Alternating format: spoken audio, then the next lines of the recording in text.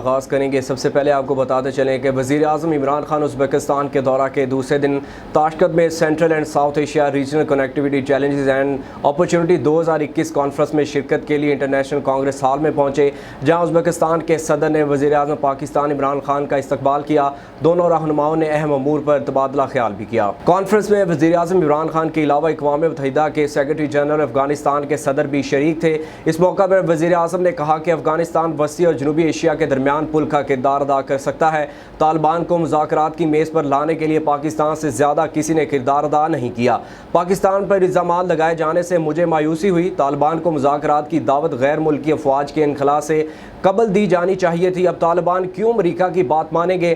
وزیر اعظم عمران خان نے کانفرنس سے خطاب میں کہا کہ افغانستان میں خراب حالات سے سب سے زیادہ پاکستان متاثر ہوتا ہے۔ افغانستان کے صدر اشرف غنی کی طرف سے پاکستان پر لگائے گئے الزامات کا جواب دیتے ہوئے وزیر اعظم عمران خان نے کہا کہ افغانستان میں جنگ سے پاکستان سب سے زیادہ متاثر ہوا اور اس کے نتیجے میں گزشتہ 15 سال میں پاکستان میں دہشت گردی سے 70,000 سے زیادہ افراد شہید ہوئے۔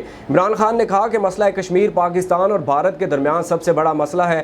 پاکستان افغانستان میں امن، مصالحت، تعمیر نو اور اقتصادی ترقی کے تمام اقدامات کی حمایت جاری رکھے گا۔ ہم افغانستان کے تمام پڑوسیوں اور تمام متعلقہ بین الاقوامی فریقین کے ساتھ مل کر کام کریں گے تاکہ اس مسئلے کا مذاکرات کے ذریعے حل تلاش کیا جا سکے۔